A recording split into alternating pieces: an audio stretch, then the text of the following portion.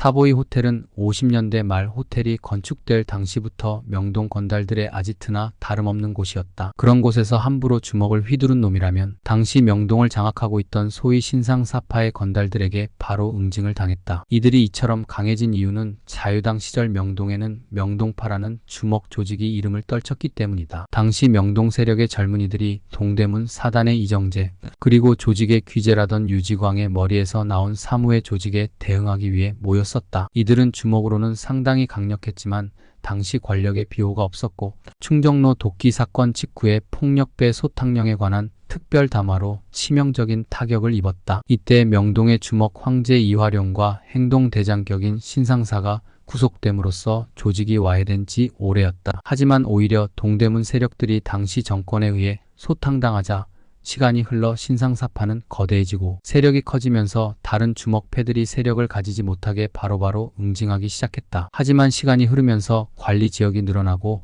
여러 지방 세력들이 서울에 자리 잡는 것까지 막지 못하였다. 무교동에서 활동하던 속칭 호남파의 조직이 명동으로 진출한 것도 바로 이 무렵이었다. 그도 그럴 것이 시라소니 이후 맨손 싸움의 실력자라는 조창조가 명동과 무교동에 진출했기 때문이다. 거기에 힘입어 조창조와 친분이 컸던 호남 세력들은 겁없이 회현동과 충무로까지 진출하였다. 당시 신상사의 세력 중 혈기왕성한 젊은 주먹들은 호남 세력을 견제하고 만만하게 보고 있었다. 최초의 충돌은 곧 벌어졌다. 신상사파의 강한 젊은 주먹과 조창조와 같이 다니던 권투 선수와 싸움이 난 것이다. 이 싸움에서 조창조의 후배가 신상사파의 주먹을 손쉽게 제압했다. 이렇게 지방에서 올라온 주먹들의 세력도 많이 성장하고 있었다. 아까 말했듯이 마산 전역을 장악하고 서울로 올라와 신상사파에게 스카우트된 구다룽은 신상사파를 견고하게 다지고 반대 세력이나 배신자들을 철저하게 추려내고 제압하고 있었지만 당시 한국은 경제 개발의 효과가 나타나기 시작했고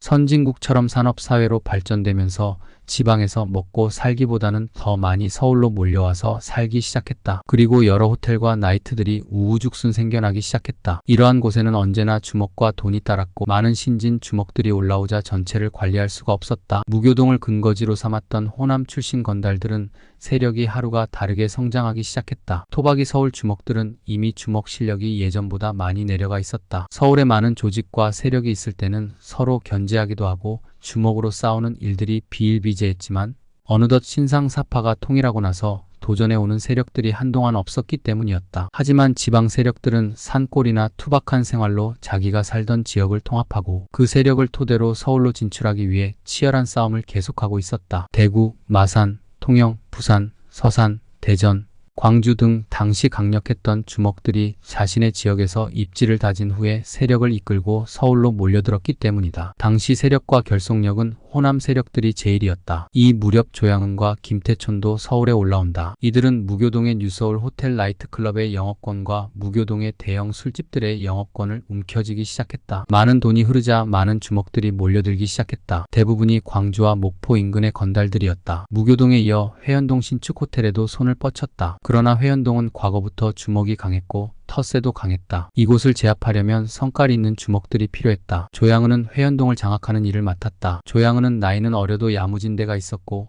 나이에 비해 일처리를 야무지게 하였다. 하지만 호남 세력들이 무교동과 회현동으로 진출했지만 명동의 중심지로는 한 발자국도 못 나갔다. 신상사가 버티고 있는 명동은 난공불락이었다. 호남 세력들의 대선배로 대우받던 조창조는 신상사를 선배로 모시고 있었고 친분이 있었다. 신상사파와 호남 세력들의 마찰이 빈번해지고 사보이 호텔 사건의 발단이 되는 호남 선배가 신상사파의 오른팔 구다룽 무리들에게 당하자 가장 곤란한 사람이 조창조였다. 호남 세력들은 자체적으로 회의를 거쳐 사태를 논의하고 어느 정도 이야기가 끝나자 호남 세력은 조창조를 찾아간다. 조창조는 곤란한 입장에서 침묵을 하고 있다가 곤란해지자 입을 열었다. 의논을 해보자고.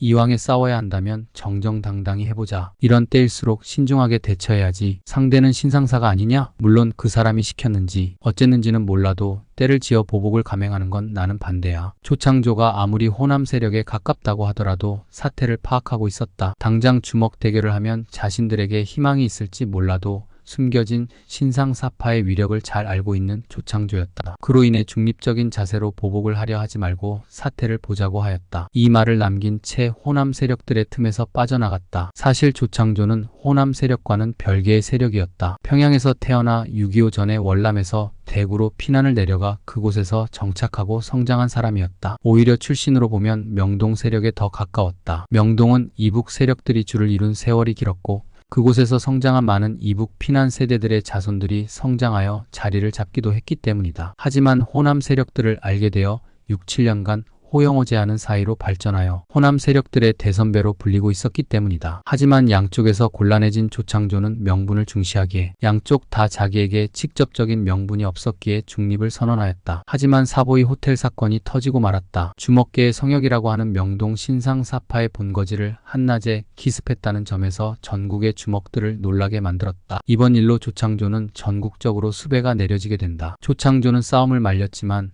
얼마 전까지 무교동과 호남 세력들도 함께 있었기 때문에 조창조와 호남 보스들이 이번 사건을 일으켰다고 판단하여 전국적 수배령이 내려진 것이었다. 무교동 조직의 서열은 조창조, 정학모, 오종철, 은석, 조양은 순이었다. 좌장은 오종철 씨였고 조양은 씨가 행동대장 격이었다. 조창조 씨는 당시 양은이를 따르던 아우가 8명이었는데 그 세력이 막강했다라고 회고했다. 사건이 난 후 나는 이쪽과 저쪽 서로 10명씩 내세워 1대1로 승부를 내자고 제안했습니다. 학모도 내 의견에 찬성했죠. 그런데 동생들이 그런 건 옛날 방식이라며 반대했어요. 결국 학모와 내가 목욕하러 간 사이 오종철과 조양은이 일을 저질렀던 겁니다. 실제 행동은 양은이가 했죠. 조양은 씨와 동생들은 명동 식구들이 신년 할애차 모여있는 사보이 호텔 커피숍으로 쳐들어가 닥치는 대로 몽둥이와 주먹을 휘둘렀다. 신상사의 처남 김수길 씨가 중상을 입는 등 신상사파 조직원 몇 명이 다쳤다. 하지만 정작 신상사는 현장에 없었다. 공교롭게도 그 순간 화장실에 가 있어 화를 면했다고 한다. 사보이 호텔 사건이 실제보다 과장됐다는 지적에 대해 조창조는 엄청난 과장이 있었다라고 시인했다. 사실 달걀로 바위치기였어요. 부끄러운 얘기지요. 사보이 호텔 사건으로 신상사파라는 조직이 얼마나 무서운지 알게 됐습니다. 신상사 한 사람의 문제가 아니었어요. 사건이 나자 서울 사람들의 응집력이 강하게 나타나더군요. 평상시 숨어있던 신상사파의 방대한 세력이 드러났습니다. 힘으로도 돈으로도 백으로도 우리가 이길 수 없었습니다. 당시 양은이가 20대였습니다. 뭘 알겠습니까? 다만 총명하긴 했죠. 그 총명함이 그를 불행한 길로 이끌었지만 태촌이는 양은이보다 나중에 서울로 올라왔는데